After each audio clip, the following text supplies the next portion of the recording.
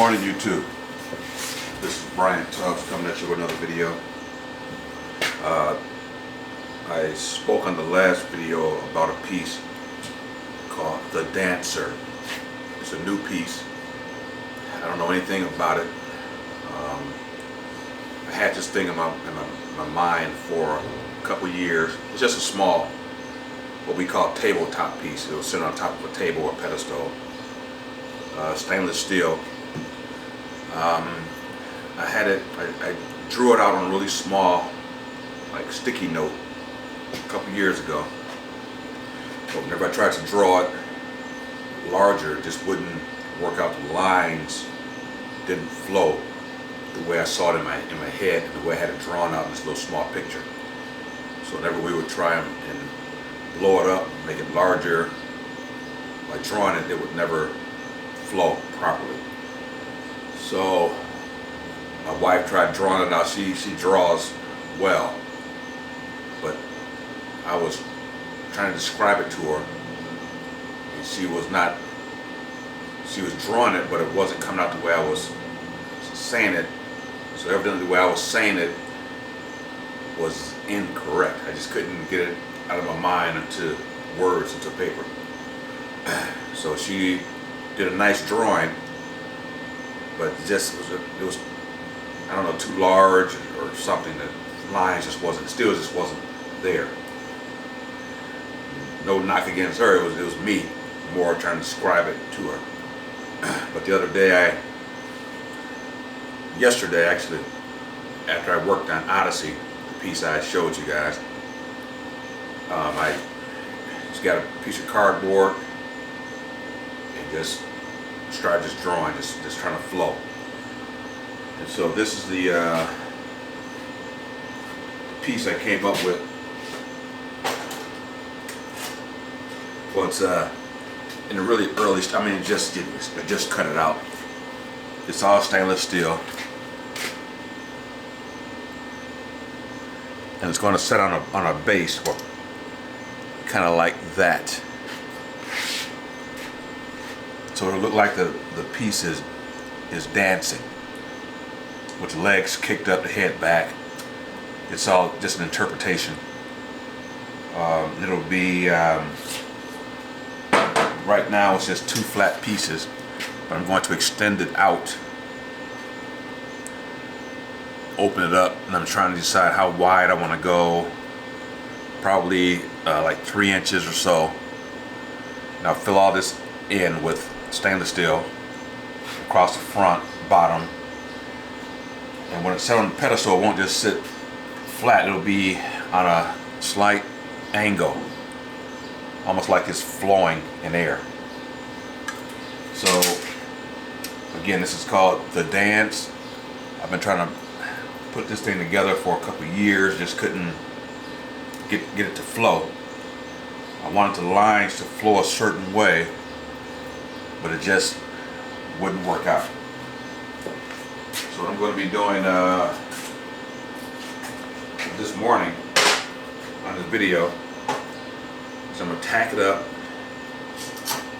and get measurements just to see how wide I want to make it, and just give you guys kind of a idea of how we kind of go through the process of making these pieces. Odyssey came out nicely.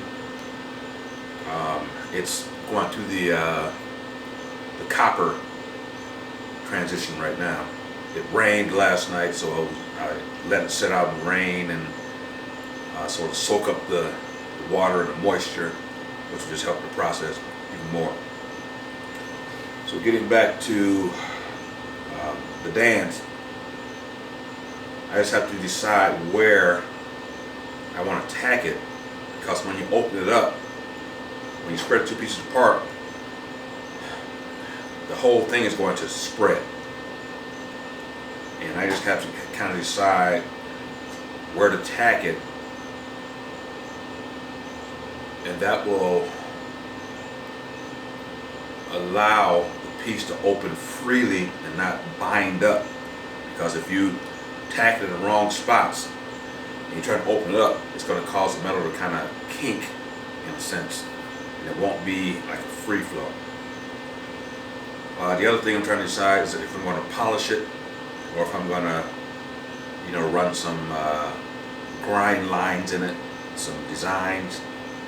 All that stuff comes into play. This is a brand new piece, never been made, so I'm having to think through all this stuff.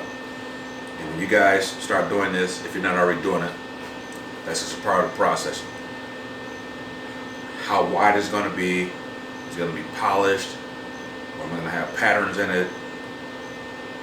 What type of base? Round base, square, rectangle? How tall will the base be? How will the piece fit on the base? That will determine if I have a, say a 4-inch tall flat base, or 4-inch on the back side, 2-inch on the front, tapered base. It just depends on how the piece will lay on that base. So I think I'm going to tack it,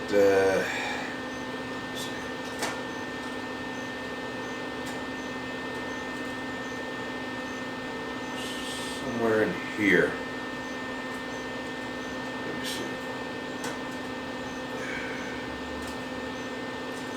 I think I'll go try side on 3 inches or 4 inches. Maybe I'll go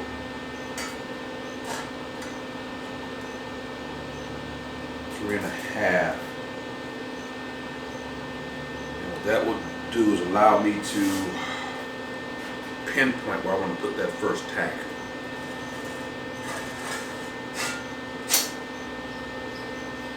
To make sure everything is lined up here. I'll put the tack here.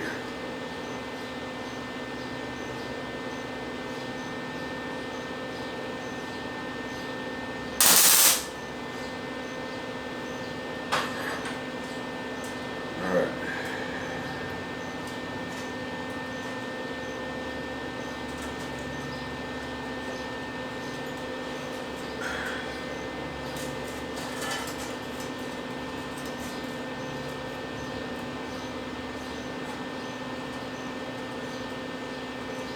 These are decisions you have to make.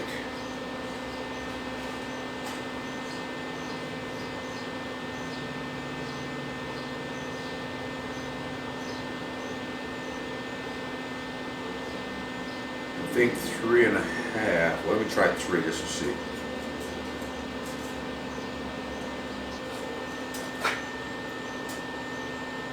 But I think I'll go with 3.5. Just for surface area.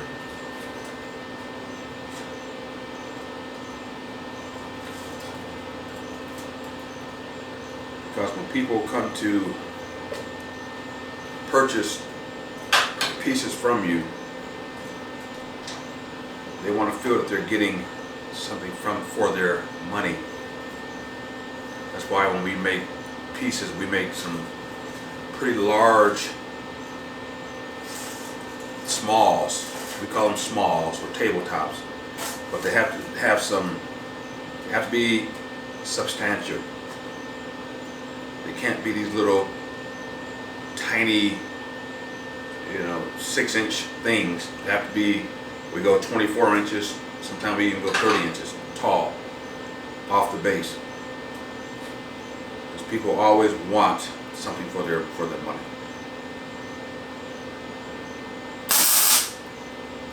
And they feel the piece is tall and heavy, then they're getting their money's worth. But if there's some little small, chintzy little piece, they'll feel they're not getting the value. And although they may love the piece, oftentimes they won't buy.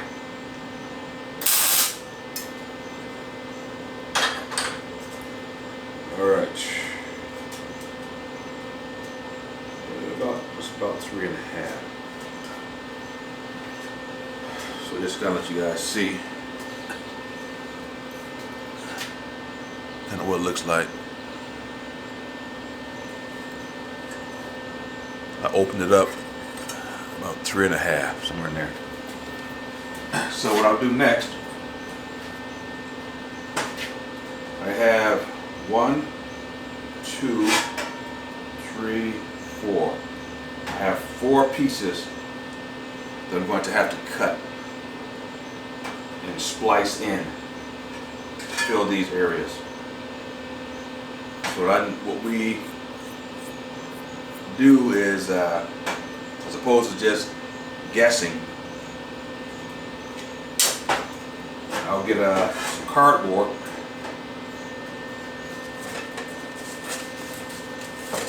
Cardboard, it bends easily.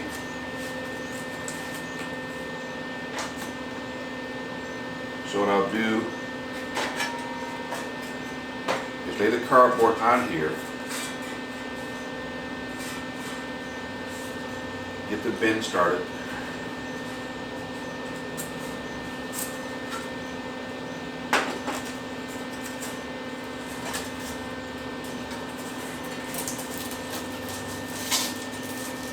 And you just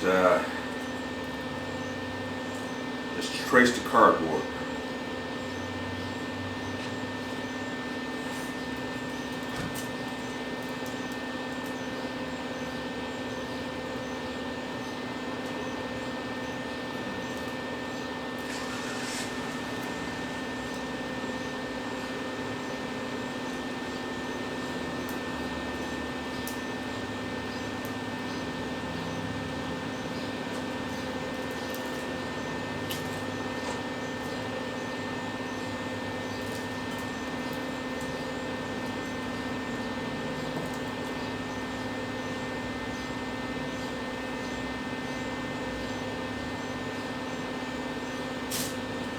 So you make your pattern like so. Then just take your scissors or your straight edge and cut it out.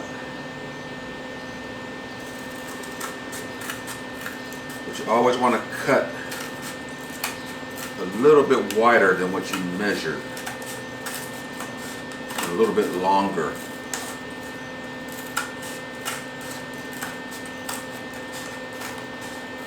Because oftentimes if you make it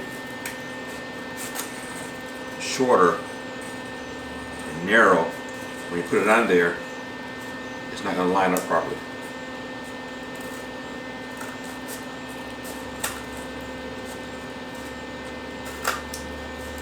So we do it like this so that we're not wasting metal and screwing up our metal by kind of guessing on how we should make the cuts. So we'll do it on cardboard. If we screw the cardboard up, we just make another piece. But I don't want to make it too wide beyond what I measured, because then I'll just be wasting material by having to cut material away that we don't need. So I just kind of go somewhere in the middle. So I'll line this back, put it on here. Line it up. And see what I have.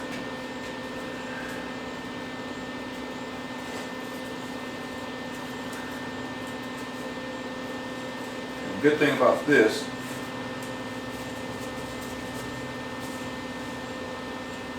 is you can always kind of manipulate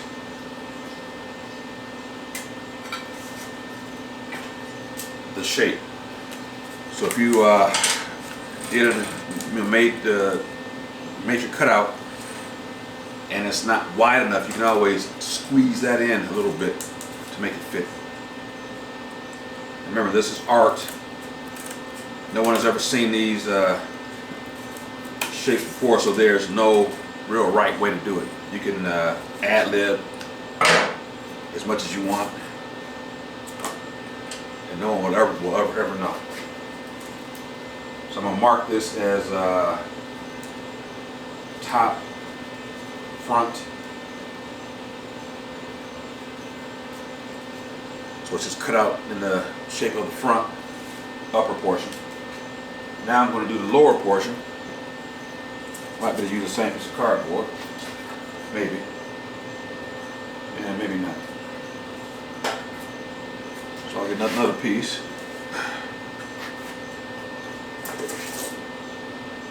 And I'll do the same thing.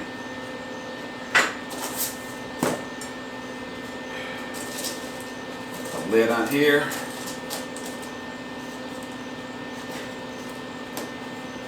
I'll do a little test run here. Lid on. Mark it.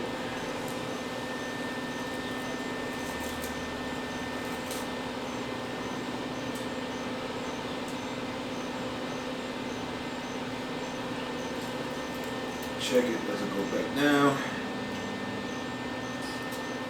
And that's how you do it. I always go beyond where I ended. I want to go a little bit longer than that. Just to be sure I have enough material and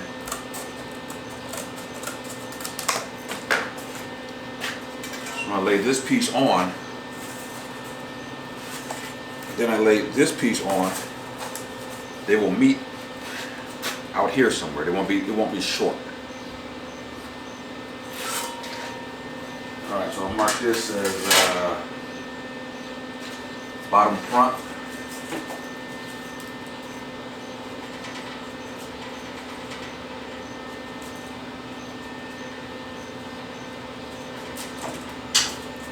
Go ahead and make a cutout.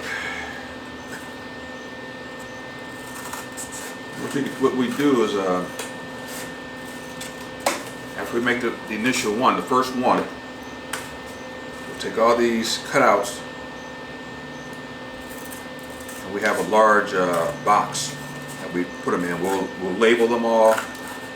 Like this will be the dance, and I have the front, bottom top, or front top. I have the back side. I have all that marked on here. So when we go to make it again, we can just take the cardboard patterns and have everything there. You won't have to be guessing. And so what I'm going to do after I cut these out, lay it on the stainless steel, trace it, take the plasma cutter and cut it out.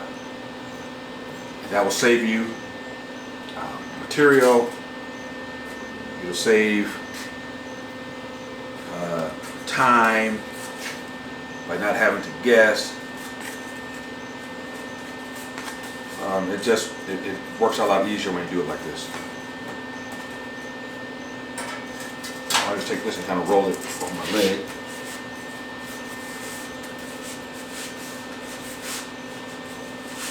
Just kind of get the shape. Lay it in.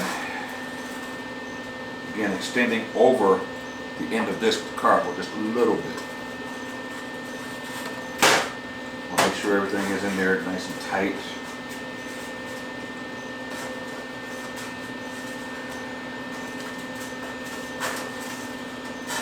Because the problem you'll find doing this often is when you lay this on there, like for instance, this piece, this edge wants to go off of the cardboard. So I'm going to have to, may have to cut the cardboard a little bit shorter. Yeah, I'm going to have to cut another piece of cardboard, which is cool. It's a little wider piece. I thought that would be wide enough, but not quite.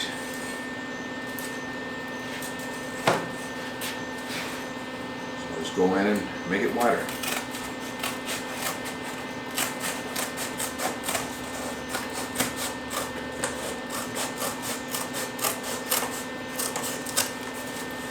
We have a box full of cardboard patterns. Because once you make a piece, although we don't make piece identical, we never do. It's impossible, really. But we don't have to start from scratch trying to remember the dimensions of the piece, because the base is still going to be the same.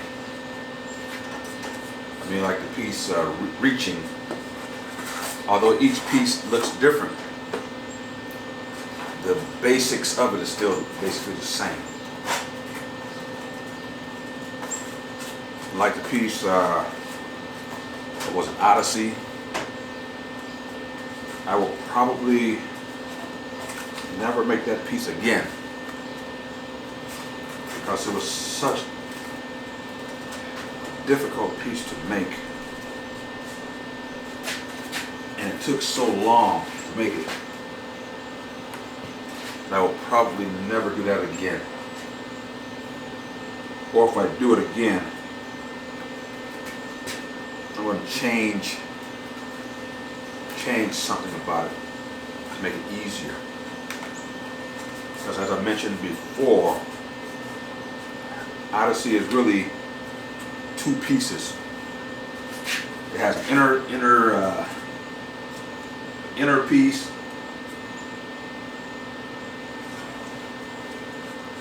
and it has an outer piece, if you will, or inner frame, if you will, and an outer frame. So the inner portion is kind of the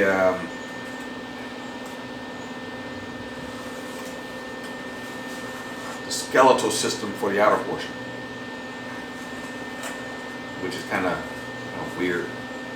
That's why it's called, well, that's one of the reasons it's called Odyssey. It's an odd piece. Beautiful piece, but it's just kind of odd. Like I say, I will, unless somebody pays me a lot of money to remake it, I probably won't. This is down.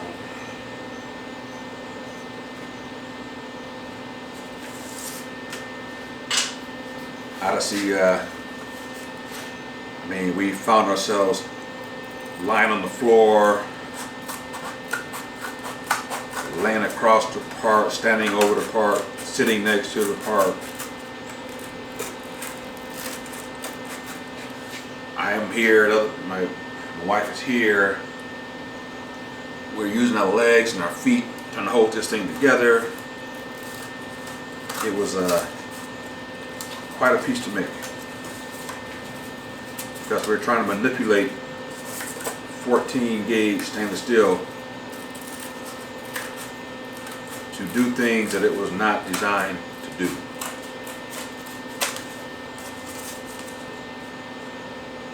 Stainless steel is, you can bend it certain ways, but it's very difficult to bend it in other ways, because as you're bending metal, especially when you're dealing with stainless steel is a really hard metal in the beginning, and when you start manipulating it, you work harden it, and it becomes like rock hard. So you're trying to manipulate it. It doesn't want to move. It does not want to do what you want it to do. It just gets to be a real challenge. All right, getting down to the last few pieces here.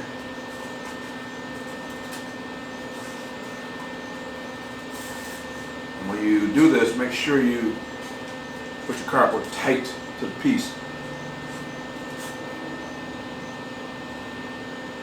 so you're not cutting your metal short, because you thought you were there, but you were not there. You didn't have enough, not cutting enough material. All right. So now I've cut out the patterns. I marked them. the next thing I'll do is lay them on the stainless steel and trace them on and cut them out.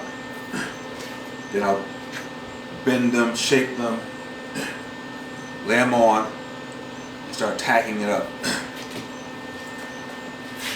And I will not start welding this piece up until I get all these pieces on here tacked up. And I mean my tacks are about 1 inch apart, all the way everywhere.